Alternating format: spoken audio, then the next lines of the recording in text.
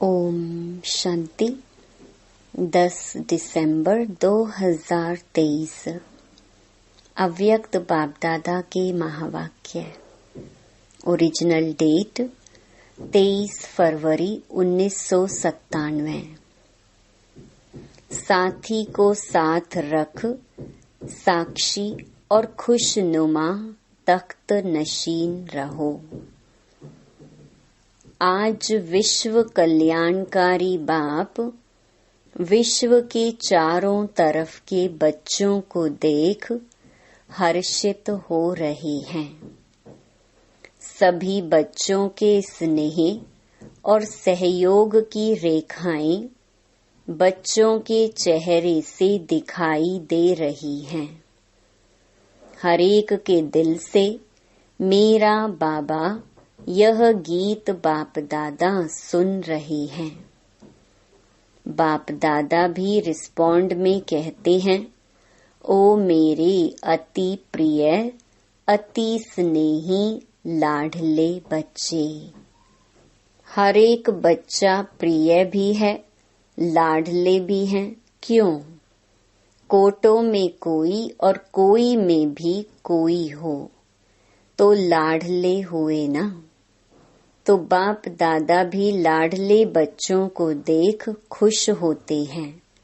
बच्चों को भी सदा खुशी में डांस करते हुए देखते हैं और सदा देखने चाहते हैं। खुशी में रहते तो हैं, लेकिन बाप सदा चाहते हैं। सदा खुश रहते हो या खुशी में फर्क पड़ता है। कभी बहुत खुशी, कभी थोड़ी कम और कभी बहुत कम। बाप ने पहले भी सुनाया है कि वर्तमान समय आप बच्चों की विश्व को इस सेवा की आवश्यकता है। जो चेहरे से, नैनों से, दो शब्द से हर आत्मा के दुख को दूर कर खुशी दे दो। आपको देखते ही खुश हो जाएं, इसीलिए खुशनुमा चेहरा या खुशनुमा मूरत सदा रहे। क्योंकि मन की खुशी सूरत से स्पष्ट दिखाई देती है। कितना भी कोई भटकता हुआ, परेशान, दुख की लहर में आए, खुशी में रहना असंभव भी समझते हो, लेकिन आपके सामने आते ही आपकी मूरत, आपकी वृत्ति, आपकी दृष्टि आत्मा को परिवर्तन कर ले। आज मन की खुशी के लिए कितना खर्चा करते हैं, कितने मनोरंजन के नए नए साधन बनाते हैं। वह हैं अल्पकाल के साधन और आपकी है सदा काल की सच्ची साधना। तो साधना उन आत्माओं को परिवर्तन कर ले। हाय हाय ले आवें और वहाँ वहाँ लेकर जाएं। वाह कमाल है परमात्मा आत्माओं की। तो यह सेवा करो। समय प्रति समय जितना अल्पकाल के साधनों से परेशान होते जाएंगे, ऐसे समय पर आपकी खुशी उन्हों को सहारा बन जाएगी। क्योंकि आप हैं ही खुश नसीब। खुश नसीब हैं या नहीं? अधूरे तो नहीं, है ही खुश नसीब। आप जैसा खुश नसीब सारे कल्प में कोई आत्माएं नहीं। इतना नशा चेहरे और चलन से अनुभव कराओ। करा सकते हो या कराते भी हो। ब्राह्मण जीवन में अगर खुशी नहीं तो ब्राह्मण बनकर क्या किया? ब्राह्मण जीवन अर्थात खुशी का जीवन। कभी कभी बाप दादा देखते हैं कोई कोई के चेहरे जो होते हैं ना, वह थोड़ा सा क्या होता है अच्छी तरह से जानते हैं, तभी हंसते हैं। तो बाप दादा को ऐसा चेहरा देख रहम भी आता और थोड़ा सा आश्चर्य भी लगता। मेरे बच्चे और उदास हो सकता है क्या? नहीं ना, उदास अर्थात माया के दास। लेकिन आप तो मास्टर मायापति हो। माया आपके आगे क्या है? चींटी भी नहीं है, मरी हुई चींटी। दूर से लगता है जिंदा है, लेकिन होती मरी हुई है। सिर्फ दूर से परखने की शक्ति चाहिए। जैसे बाप की नॉलेज विस्तार से जानते हो ना, ऐसे माया के भी बहुरूपी रूप की पहचान नॉलेज अच्छी तरह से धारण कर लो। वह सिर्फ डराती है। जैसे छोटे बच्चे होते हैं ना, तो उनको माँ बाप निर्भय बनाने के लिए डराते हैं। कुछ करेंगे नहीं, जानबूझकर डराने के लिए करते हैं। ऐसे माया भी अपना बनाने के लिए बहुरूप धारण करती है। जब बहुरूप धारण करती है तो आप भी बहुरूपी बन उसको परख लो। परख नहीं सकते हैं ना, तो क्या खेल करते हो? युद्ध करने शुरू कर देते हो, हाय माया आ गई। और युद्ध करने से बुद्धि मन थक जाता है। फिर थकावट से क्या कहते हो? माया बड़ी प्रबल है, माया बड़ी तेज है। कुछ भी नहीं है। आपकी कमजोरी भिन्न भिन्न माया के रूप बन जाती है। तो बाप दादा सदा हरेक बच्चे को खुश नसीब के नशे में, खुशनुमा चेहरे में और खुशी की खुराक से तंदुरुस्त और सदा खुशी के खजानों से संपन्न देखने चाहते हैं। जीवन में चाहिए क्या? खुराक और खजाना। और क्या चाहिए? तो आपके पास खुशी की खुराक है या स्टॉक कभी खत्म हो जाता है? खुशी का खजाना अखुट है, अखुट है ना। और जितना खर्चो उतना बढ़े। अगर और कोई भी पुरुषार्थ नहीं करो, सिर्फ एक लक्ष्य रखो, कुछ भी हो जाए, चाहे अपने मन के स्थिति द्वारा, चाहे कोई अन्य आत्माओं द्वारा, चाहे प्रकृति द्वारा, चाहे वायुमंडल द्वारा, कुछ भी हो जाए, मुझे खुशी नहीं छोड़नी है। यह तो सहज पुरुषार्थ है ना, या खुशी खिसक जाती है? सहज है या कभी कभी मुश्किल है? दृढ़ संकल्प रखो और बातों को भूल जाओ। एक ही बात पक्की रखो, मुझे खुश रहना है। तो बातें क्या लगेंगी? खेल। और अपनी खेल देखने की साक्षीपन की सीट पर सदा स्थित रहो। चाहे कोई आप समान करने वाला हो, आपको परेशान कर अपने साक्षीपन की शान से नीचे उतारने वाले हों, लेकिन आप साक्षीपन की सीट से नीचे नहीं आओ। नीचे आ जाते हो तभी खुशी कम हो जाती है। बाप दादा ने पहले भी 2 शब्द सुनाए हैं, साथी और साक्षी। जब बाप दादा साथ है तो साक्षीपन की सीट सदा मजबूत रहती है। कहते सभी हो, बाप दादा साथ है, बाप दादा साथ है, लेकिन माया का प्रभाव भी पड़ता रहता और कहते भी रहते हो बाप दादा साथ है, बाप दादा साथ है। साथ है, लेकिन साथ को ऐसे समय पर यूज नहीं करते हो, किनारे कर देते हो। जैसे कोई साथ में होता है ना, कोई बहुत ऐसा काम पड़ जाता है या कोई ऐसी बात होती है तो साथ कभी ख्याल नहीं होता, बातों में पड़ जाते हैं। ऐसे साथ है यह मानते भी हो, अनुभव भी करते हो। कोई है जो कहेगा साथ नहीं है? कोई नहीं कहता। सब कहते हैं मेरे साथ है, यह भी नहीं कहते कि तेरे साथ है। हर एक कहता है मेरे साथ है, मेरा साथी है।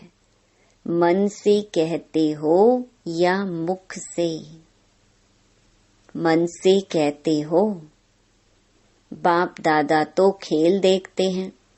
बाप साथ बैठे हैं और अपनी परिस्थिति में उसको सामना करने में इतना मस्त हो जाते हैं जो देखते नहीं हैं कि साथ में कौन है। तो बाप भी क्या करते? बाप भी साथी से साक्षी बनकर खेल देखते हैं। ऐसे तो नहीं करो ना। जब साथी कहते हो तो साथ तो निभाओ, किनारा क्यों करते हो? बाप को अच्छा नहीं लगता। बाप यही शुभ आशा रखते हैं और है भी कि एक एक बच्चा स्वराज्य अधिकारी सो विश्व अधिकारी है। आप लोग प्रजा हैं क्या? प्रजा तो नहीं बनना है ना। राजे महाराजे विश्व राजे हो ना। प्रजा बनाने वाले हो, प्रजा बनने वाले नहीं हो। राजा बनने वाले, प्रजा बनाने वाले हो। तो राजा कहाँ बैठता है? तख्त पर बैठता है ना। जब प्रैक्टिकल में राजा के नशे में होता है तो तख्त पर बैठता है ना। तो साक्षीपन का तख्त छोड़ो नहीं। जो अलग अलग पुरुषार्थ करते हो उसमें थक जाते हो। आज मनसा का किया, कल वाचा का किया, संबंध संपर्क का किया तो थक जाते हो। एक ही पुरुषार्थ करो कि साक्षी और खुशनुमा तख्त नशीन रहना है। यह तख्त कभी नहीं छोड़ना है। कोई राजा ऐसे सीरियस होकर तख्त पर बैठा तख्त पर हो लेकिन बहुत क्रोधी हो, ऑफिशियल हो तो अच्छा लगेगा? कहेंगे यह तो राजा नहीं है।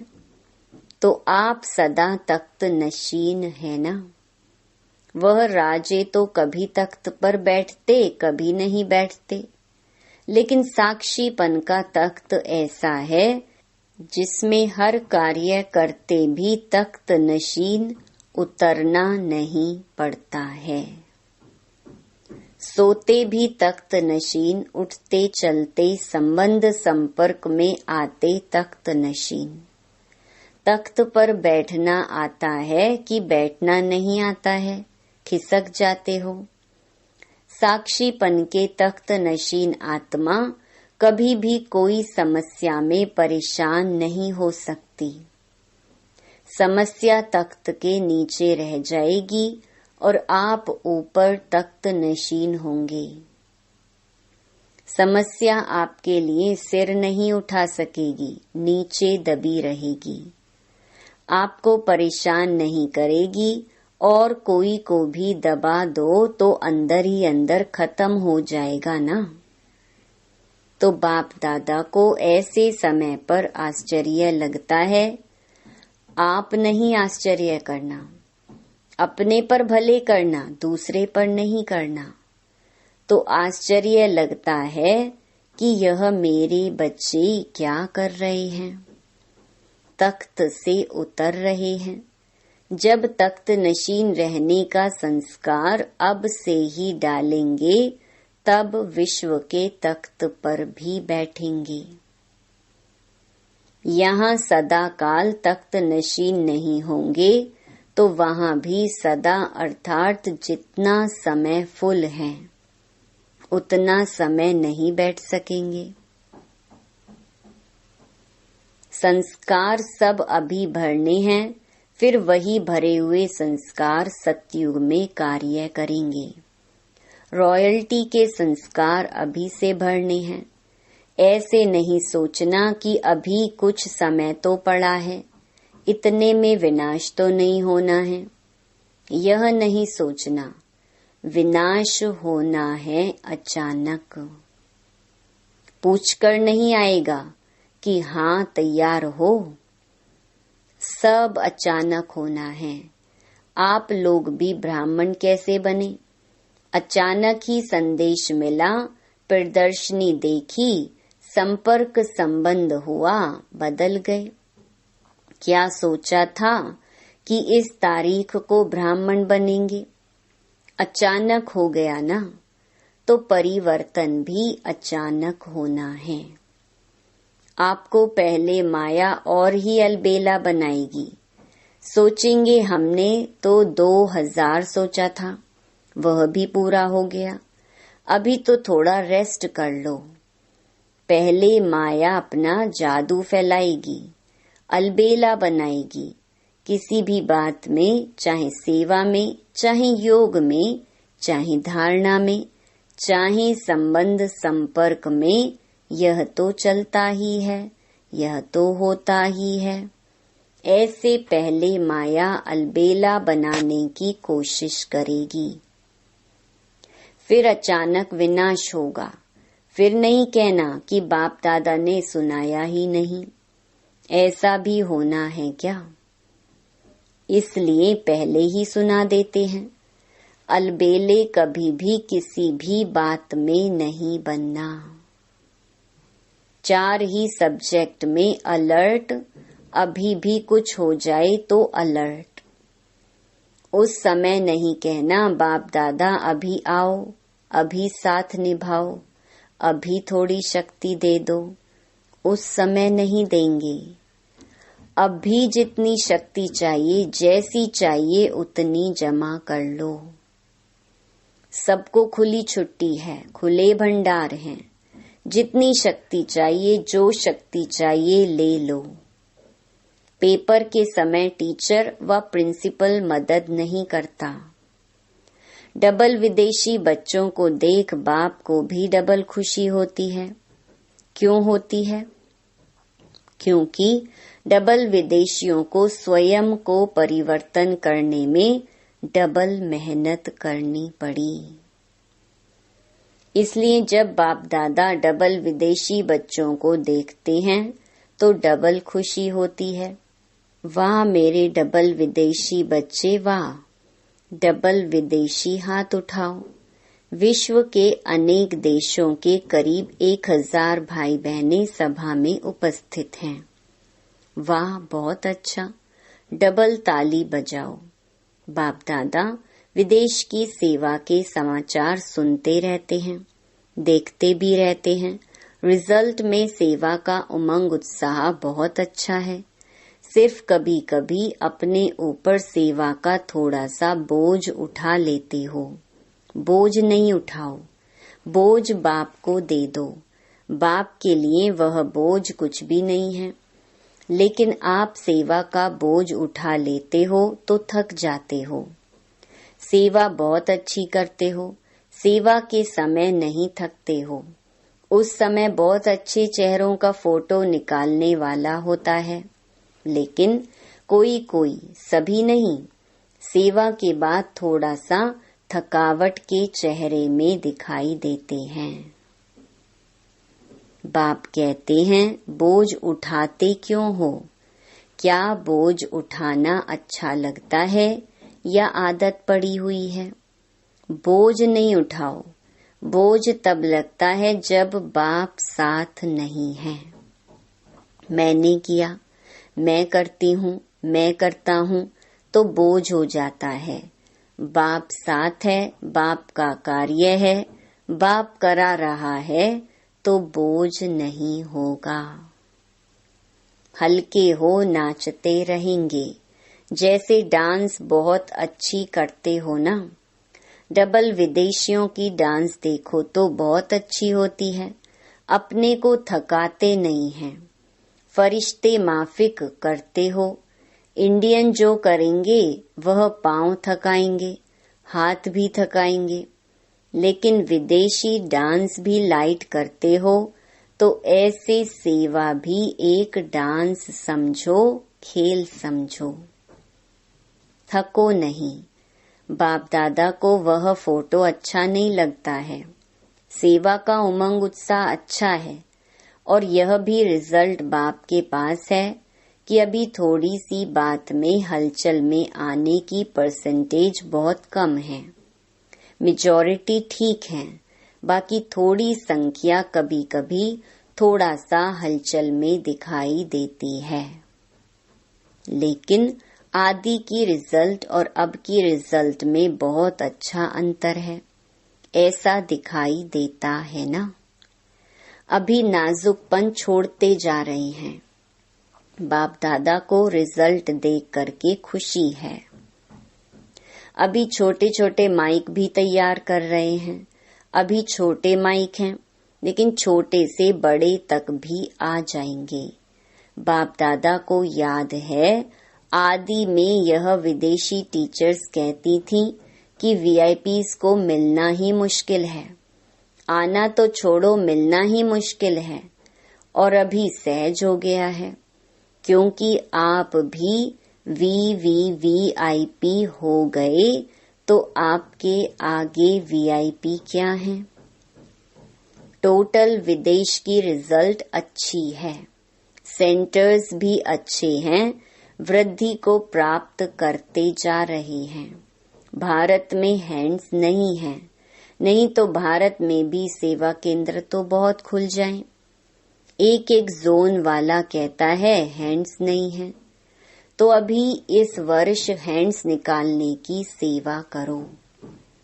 हैंड्स मांगो नहीं, निकालो और ही दान पुण्य करो। विदेश में यह बहुत अच्छा तरीका है। जहाँ भी सेंटर खुलता है वहाँ के ही लौकिक कार्य भी करते हैं, सेंटर भी चलाते हैं।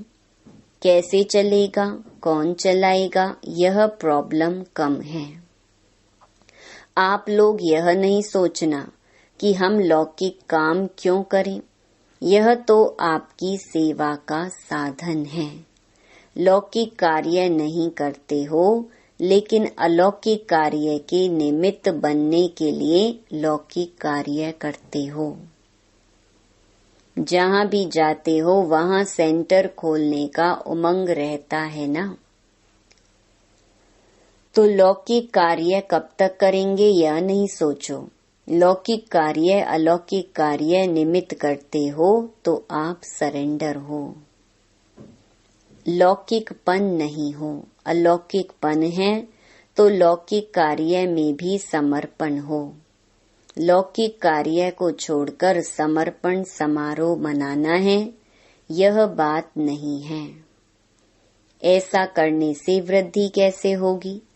इसलिए लौकिक कार्य करते अलौकिक कार्य के निमित्त बनते हो, तो जो निमित्त लौकिक समझते हैं और रहते अलौकिकता में हैं, ऐसी आत्माओं को डबल क्या पदम मुबारक है। सिर्फ ट्रस्टी होकर रहना, मैंपन में नहीं आना। मैं इतना काम करती हूँ, मैंपन नहीं। करावन हार करा रहा है, मैं इंस्ट्रूमेंट हूँ। पावर के आधार पर चल रही हूँ। अच्छा, आज डबल विदेशियों का टर्न है ना। आप लोगों को भी डबल विदेशियों को देख खुशी होती है ना। तो सभी डबल विदेशी खुशनुमा हो, हाथ की ताली बजाओ। अभी मधुबन में तो माया नहीं आती है ना। अच्छा, 1 सेकंड में बिल्कुल बाप समान अशरीरी बन सकते हो। तो 1 सेकंड में फुल स्टॉप लगाओ और अशरीरी स्थिति में स्थित हो जाओ। बाप दादा ने 3 मिनट ड्रिल कराई। अच्छा, ये सारे दिन में बार बार अभ्यास करते रहो।